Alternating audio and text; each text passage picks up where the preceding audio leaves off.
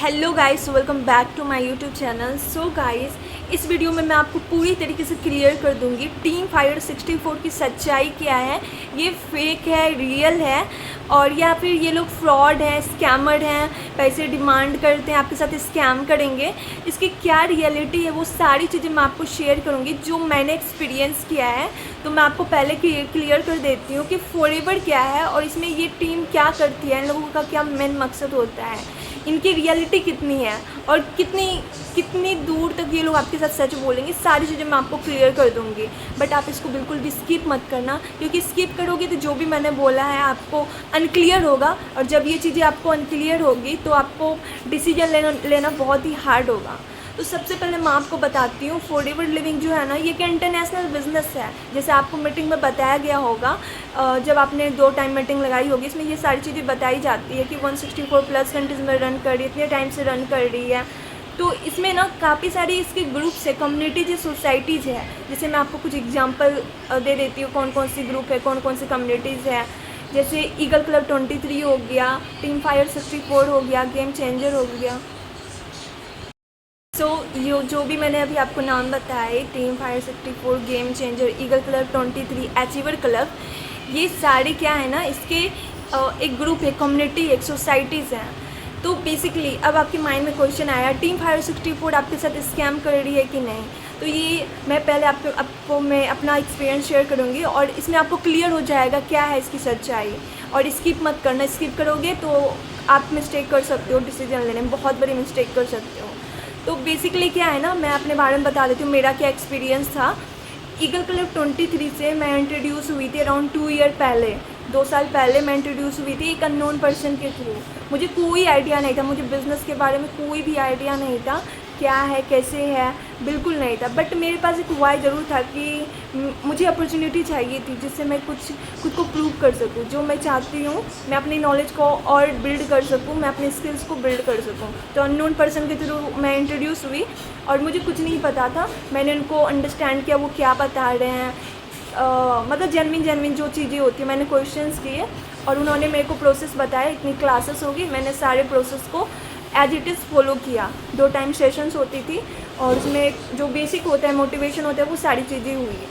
उसके बाद टेस्ट होती है, जैसे मेरा 4 से 5 दिन सेशन रहा, उसके बाद टेस्ट हुआ।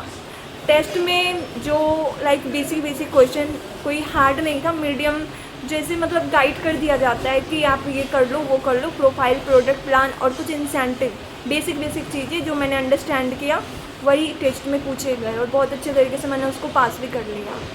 उसके बाद बहुत बड़ा, जिसको बर्डन बोलते हैं ना, जिस रीजन से आपके माइंड में क्वेश्चन ज़्यादा आ रहे होंगे, जिस रीजन से मुझे भी क्वेश्चन बहुत ज़्यादा आए थे, तो मुझे बताया गया कि यहाँ पे 2CC करना होता है।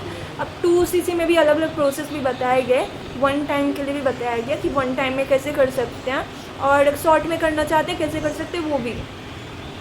बट अब यहाँ पे माइंड में क्वेश्चन था कि ये स्कैम करेंगे, अगर कर भी लिया, एक तो पैसे नहीं थे, अगर कर लिया तो स्कैम भी हो सकता है, ऑनलाइन है, आप जान नहीं रहे हो, अननोन पर्सन के थ्रू आप इंट्रोड्यूस हुए हो। तो ये सारे क्वेश्चन थे जैसे आपके माइंड में होंगे, तो मेरी माइंड में भी था।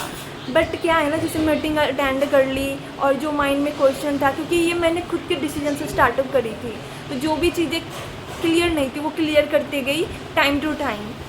तो यहाँ पे मैंने एक डिसीजन मीटिंग के बाद बना लिया कि मुझे 2CC करना है, मुझे बिज़नेस को स्टार्टअप करना है, इंटरनेशनल बिज़नेस है। मैंने सारे पॉजिटिव पॉइंट को माइंड में रखा और मैंने अपना खुद का एक डिसीजन ले लिया।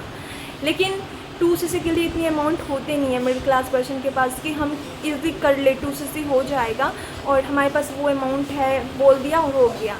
बिल्कुल नहीं थे मेरे पास। मैंने हर जगह एफर्ट किया, लाइक फ्रेंड सर्कल में, सबसे पहले फैमिली में डायरेक्टली मना कर दिया और बोल दिया स्कैम है, फ्रॉड है, टोटली जैसे होता है ना नॉर्मली, वैसे मेरे साथ हुआ। मेरे पास कोई रास्ता नहीं था, मैं 2CC कैसे करूँगी। तो उस रात मैं लिटरली बता रही हूँ, बहुत ही ज़्यादा रोई थी, मतलब मेरे पास कुछ नहीं था और मेरे को बस डिसीजन था। मैंने इतनी ज़्यादा मोटिवेट हो गई थी, उन्होंने किया, ग्रुप्स में ऐड थी, वहाँ पे मैं ये भी देख रही थी इतने सारे लोग कर रहे हैं, तो मैं ये सोच रही थी वो लोग 2CC कर पा रहे हैं, वो लोग डिसीजन ले पा रहे हैं, तो वो लोग आगे बिल्ड करेंगे खुद को। बट मैं खुद अगर नहीं कर पाई ना, मुझे वो पहले से रिग्रेट हो रहा था। तो मतलब मुझे ये क्लियर था मुझे 2CC करना है, बट कैसे करना है वो क्लैरिटी नहीं थी, कोई भी आइडिया नहीं था। बट ये वो जो एक होता है ना कि जब आप मोटिवेशन खुद को पूरा मोटिवेट कर देते हो, वो चीज़ें मेरे साथ हो गई थी। तो ऐसे ही मेरा डिसीजन था, बट 1 से 2 दिन हो गया, मेरे पास 2cc का कोई अमाउंट नहीं हुआ। 2 दिन पूरे हो गए, तो क्योंकि मैंने पूरी बार बार एफर्ट करी, फैमिली में मना किया, फिर भी मैं एफर्ट करती गई, चाहे वो रो रो के कर रही थी, बट मैं एफर्ट करती गई। तो थोड़े थोड़े करके, ऐसे नहीं एक जगह से, थोड़ी थोड़ी करके अरेंजमेंट किसी भी तरीके से मैंने किया। क्योंकि मैंने ऐसे नहीं कि ऐसे बोल दिया अभी जितना आपको सुनने में आसान लग रहा होगा कि मैंने ऐसे डिसीजन बनाया, थोड़े बहुत प्रॉब्लम आई, हो गया, बिल्कुल नहीं। कंडीशन आ गया तो नहीं होगा। टोटली कोई भी बोल सकते हैं ना, कोई भी आइडिया ही नहीं था, कोई भी तरीका नहीं दिख रहा था कि होगा। बट बिकॉज ऑफ डिसीजन और डेडिकेशन के रीजन से मैंने 2cc किया।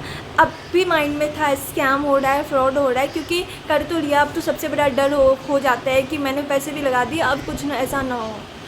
तो बेसिकली थैंक गॉड कि ऐसा कुछ नहीं हुआ। मैंने 2cc किया एंड उसके बाद मुझे आगे का प्रोसेस बताया गया कि हॉट मार्केट, कोल्ड मार्केट पे कैसे काम करना है, नोन पर्सन पे कैसे काम करना है, अननोन पर्सन पे कैसे काम करना है। ये तरीके मुझे बता दिए गए और मैंने सेम एज इट इज़ जितना बताया उससे ज़्यादा मेहनत किया। उसके बाद मैंने 1 साल मेहनत किया और फिर मैंने अपना सुपरवाइज़र किया। सो अगर आप डिसीजन ले रहे हो ना, तो आप यहाँ पर 2cc कर सकते हो। आपके साथ कोई फ्रॉड नहीं होगा, कोई स्कैम नहीं होगा।